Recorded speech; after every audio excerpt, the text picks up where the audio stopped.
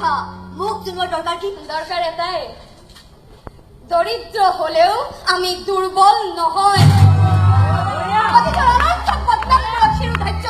যেনেকৈ আপোনালোকে একো জীৱন ধ্বংস কৰি দিব খোজে, ঠিক তেনেকৈ অসীম সাহসেৰে যুঁজি আমি সেই বদনামবোৰক আৰু বেছি বদনামী কৰো। বুজাই দিওঁ সিহঁতক, ধৈৰ্য আৰু মনোবল থাকিলে কোনেও আমাৰ গাৰ নোম এটাও লৰাব নোৱাৰে। দেৱৰ মই একোৱেই বিচৰা নাছিলো আপোনাৰ ল'ৰাৰ পৰা। কোনোদিন নিবিচাৰো, আজিও বিচৰা নাই। হিয়া উজাৰে ভাল পাইছিলো শুভমক, তাক সেই সকলো সুখ আনন্দ দিব বিচাৰিছিলো যিবোৰ আজিলৈকে কোনো প্ৰেয়সীয়ে কাকো দিয়া নাই, দিবলৈ সাহস কৰা নাই। কিন্তু আফচোচ মাক হৈও আপুনি আপোনাৰ ল'ৰাক সেইখিনি সুখ আনন্দ সোৱাদ ল'বলৈ দিব নোৱাৰিলে। আপোনাৰ টকা আছে, গতিকে এজনী কিয়, আপোনাৰ ল'ৰাৰ কাৰণে ভাল ভাল ঘৰৰ 108জনীকৈ গৈ যোগাৰ কৰিব পাৰে।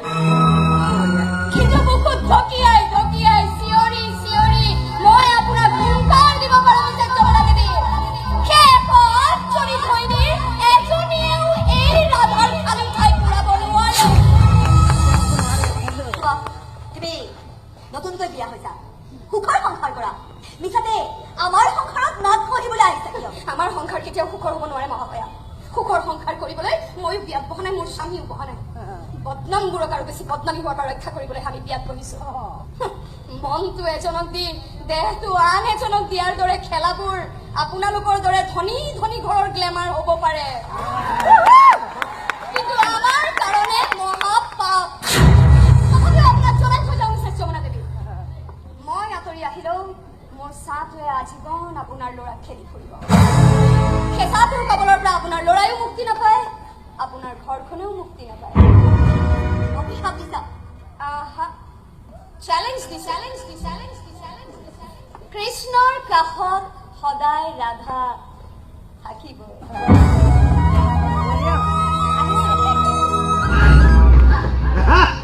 ৰাধা কৃষ্ণ হৈছে ৰ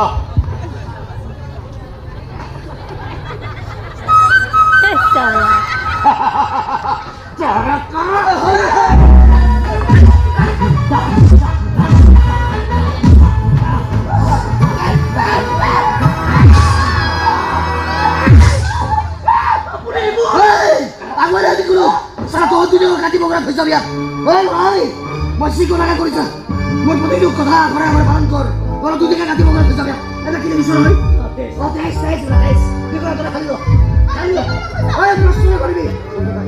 প্ৰশ্ন নকৰিবলৈ কৈছো, মই তহঁতৰ কাৰণে ফচি কৰিব নোৱাৰো।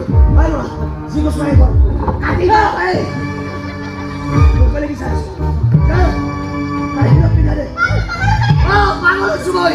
পাগল হৈছো মই তহঁতৰ কাৰণে ফচি কৰিব নোৱাৰো, ফাঁচি কাটাটো লৈ নোৱাৰো মই। ল'ৰা চালাটো বহুত কষ্ট দিছো তাই, কিন্তু বহুত যন্ত্ৰণা দিছো। এতিয়া আৰু কিন্তু নহ'ব, মই 3টাকৈ মাৰধাৰ কৰিলো আৰু 2টা মাৰধাৰ কৰিব লাগে মোক। মই যি কৈছো তাকে কৰ, ৰাতি পিন্ধাই দে।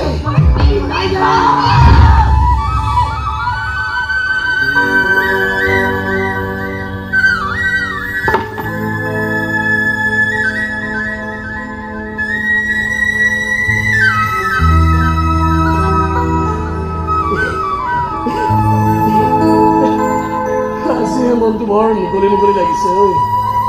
বহুত বছৰৰ পিছত আকৌ আজি জেলৰ পৰা ওলাই অহা যেন লাগিছে।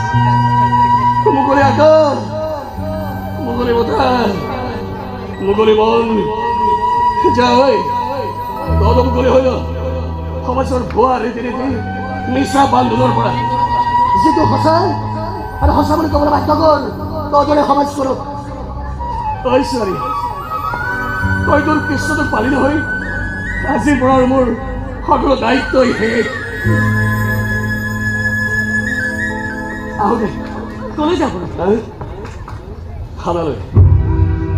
3 নম্বৰ মাৰ্ডাৰ চালা যাৱজ্জীৱন কাৰাদণ্ডও হ'ব পাৰে। কিন্তু চিন্তা নকৰিবি ল'ৰা, চিন্তা নকৰিবি তই।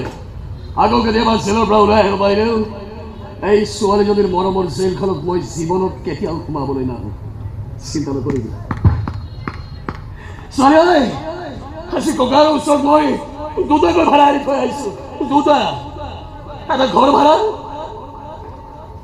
আনটো তোৰ মিছা গিৰিয়েক হোৱাৰ ভাড়া জনাই দিবি চবকে একো দায় দোষ নধৰিবি দে আহিছো দে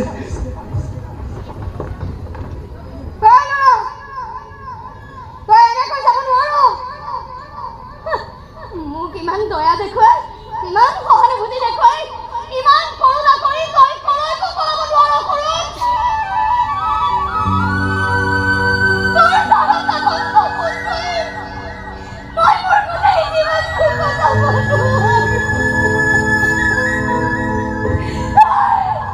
কি কথা ক'লি তই তোক কৰ্ম কৰি আমি আমাৰ সম্পত্তি ভোগ কৰিব নোৱাৰো তোক কেলে পঠিয়াই আমি সুখৰ ৰক্ষাৰ কৰিব নোৱাৰো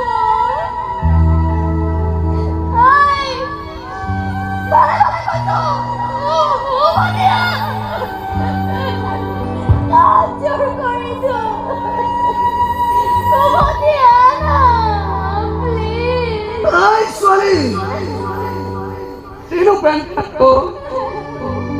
আজিতো মই ইমান দিনে চিঞৰি থাকিলো এবাৰ হাঁহি দে এবাৰ হাঁহি দে এবাৰ হাঁহি দে এবাৰলৈ তোক হাঁহি দেখুৱালি আজি যাবৰ বয়স মোক তই এবাৰ হাঁহি দেখুৱা তুমি কৃষ্ণৰ কান্দত মূৰটো ধৰি এবাৰ হাঁহি দেখুৱাইছো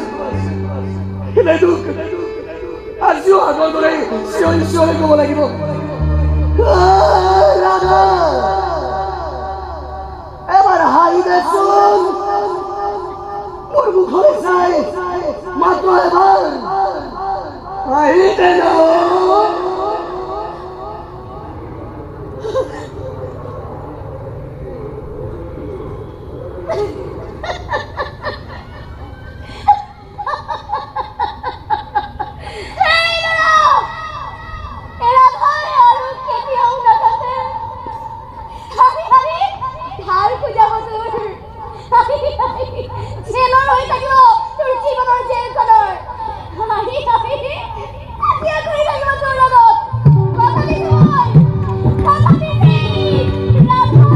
Horizonte,